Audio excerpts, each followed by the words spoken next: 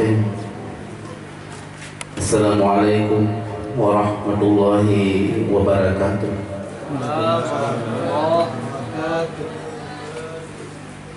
Puji syukur kita kepada Allah atas segala limpahan rahmat dan kasih sayangnya. Pada hari ini kita telah dikumpulkan oleh Allah di tempat yang sangat mulia ini, pesantren Abu Muda yang sangat menyayangi kita semua, dan beliau juga punya ide-ide kreatif yang luar biasa, membuat maulid dengan sempurna. Ada bacaan berjanji santri dan santriwati di saat-saat seperti ini. Jadi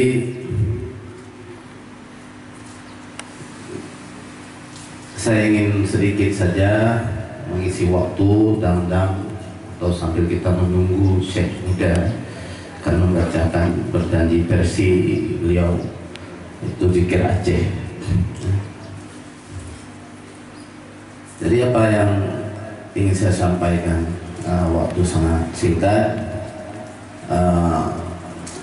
Saya ingin membaca ya Nabi saja, ya, dengan maknanya yang sudah kita hafal-hafal dari dulu. Nah, untuk mengawali acara ini yang nanti akan disambung oleh Syekh, pada kita semua yang percaya Nabi sejenak, sudah sedikit kita buat maknanya untuk kecintaan kita kepada Rasulullah Sallallahu Alaihi Wasallam. Kita berdiri ya sama-sama, saya berdiri juga. Ya Nabi salam alaika, ya Rasul salam alaika, ya Habib salam alaika, salawatullah alaika, ya Nabi salam alaika, ya Rasul salam alaika, ya Habib salam alaika, salawatullah alaika. Wahai Nabi sejahtera di atasmu, wahai Rasul sejahtera di atasmu, wahai kekasih sejahtera di atasmu, rahman Allah melimpah untukmu, ya Nabi. Salam alaika, ya Rasul salam alaika, ya Habib salam alaika, salawatullah alaika. Ashraqal badru alaina fakhtafat minhul buduru misla husni ma ra'ina qattu ya wajha sururi, ya Nabi salam alaika, ya Rasul salam alaika, ya Habib salam alaika, salawatullah alaika. Telah terbit bulan purnama alaika, ya Rasul salam alaika, ya Habib salam alaika, salawatullah alaika. Anta syamsun anta badrun, anta nurun fawqa nuri, anta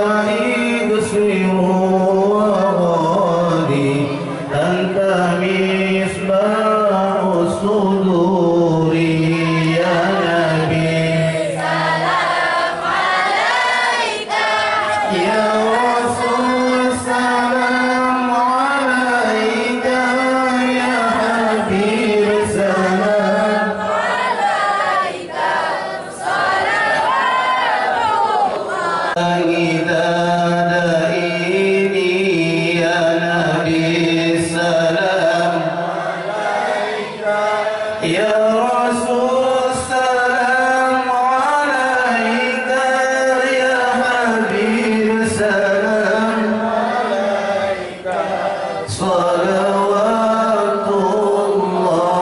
alaika.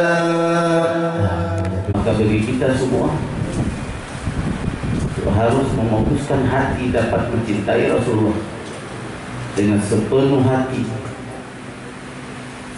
sehingga tersebut nama Rasulullah Shallallahu Alaihi Wasallam dimanapun kita berada. Kalau kita mau makan, baca Bismillah, berselawat pada Nabi dulu satu kali, baru kita makan. Bismillahirrahmanirrahim. Allahumma sholli ala Sayyidina Muhammad. Kalau kita duduk di satu tempat, makruh bangkit dari tempat itu sebelum kita berselawat kepada Rasulullah Shallallahu Alaihi Wasallam. Mau bangun dari satu tempat, berselawat dulu, Allahumma sholli ala Sayyidina Muhammad. Begitu kelaziman orang-orang Mekah yang dekat dengan Rasulullah. Mereka dikala berbicara selalu mengatakan Allahumma sholli ala, lalu berselawat kepada Rasulullah Shallallahu Alaihi Wasallam. Maka sangat diwajibkan bagi kita untuk selalu mengingat Rasulullah, agar di dalam hati kita dapat bercahaya nur ma'rifatnya Allah. Karena dengan mencintai Rasulullah dapat membawa hati kita dekat dengan Allah. Bagaimana disampaikan kemarin, maka kita tidak bisa bersama Rasulullah, ada bersama para waris-warisnya Nabi, para pewarisnya Nabi, ulama-ulama yang selalu mengajarkan apa yang diajarkan oleh Rasulullah Shallallahu Alaihi Wasallam, yang bertingkah laku, yang bersifat, yang mengambil apa yang ada para waris pada pewaris pada waris. Baru disebut al-ulama warasatul anbiya. Antara pribadi Rasulullah itu ada kemiripan, baik akhlak, sopan santun dalam berbahasa. Inilah dididik kita semua para santri dan santriwati menjadi pewaris-pewaris Nabi kelak. Bukan harta dibanggakan orang, bukan rumah bagus yang dilihat orang, tapi akhlak. Rasulullah diangkat menjadi salah seorang dari nomor 100 pemimpin dunia yang berhasil, adalah utamanya Rasulullah. Kenapa? Karena akhlaknya Rasulullah. Orang-orang Barat mengatakan Rasulullah mengajarkan Islam dengan pedang. Bukan, tidak dengan pedang, tetapi dengan akhlak yang mulia. Banyak orang-orang kafir Quraisy menghantam Rasulullah dengan kepedihan, kehinaan. Salah satu negeri yang makmur sekarang di Taif. Kita datang ke Taif, makmur, buah-buahan banyak, darahnya tinggi. Itu dulu sebuah negeri yang melempar Rasulullah berdarah-darah.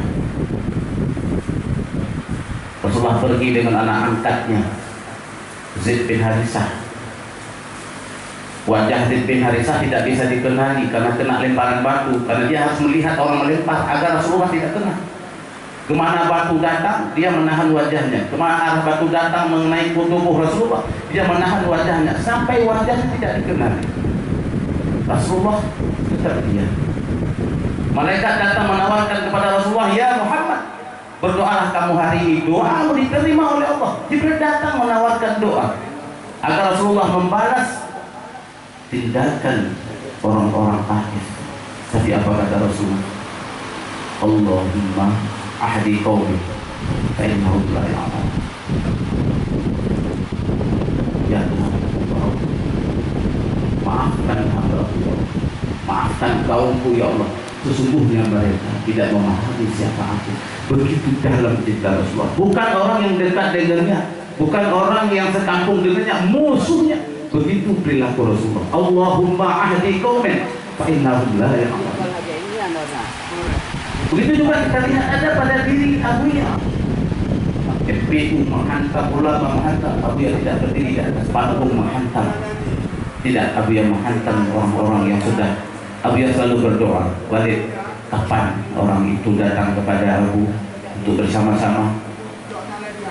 Walid, wahai guru-guru, bersilaturahmilah dengan ulama-ulama agar ulama-ulama itu bersama-sama.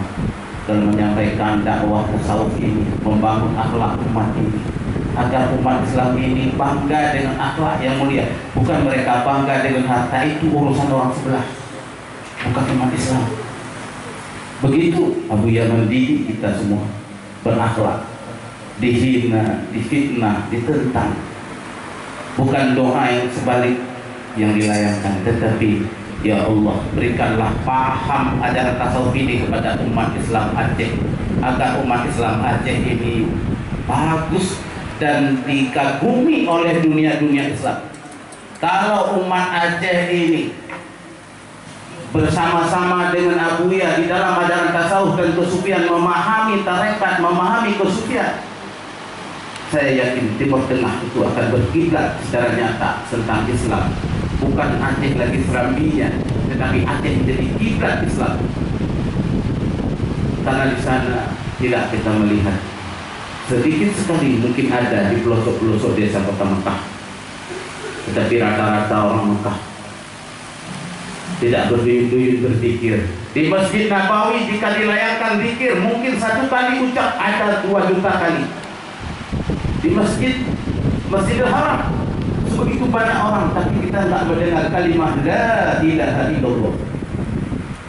Padahal Rasulullah sudah mengatakan tidak ada yang lebih bagus ucapan terkecuali kalimat la ilaha illallah. Allah juga menyampaikan dalam Al-Quran, afdalul zikri, sebagus-bagus zikir itu la ilaha illallah. Abuya mengajarkan kita agar selalu kita berzikir.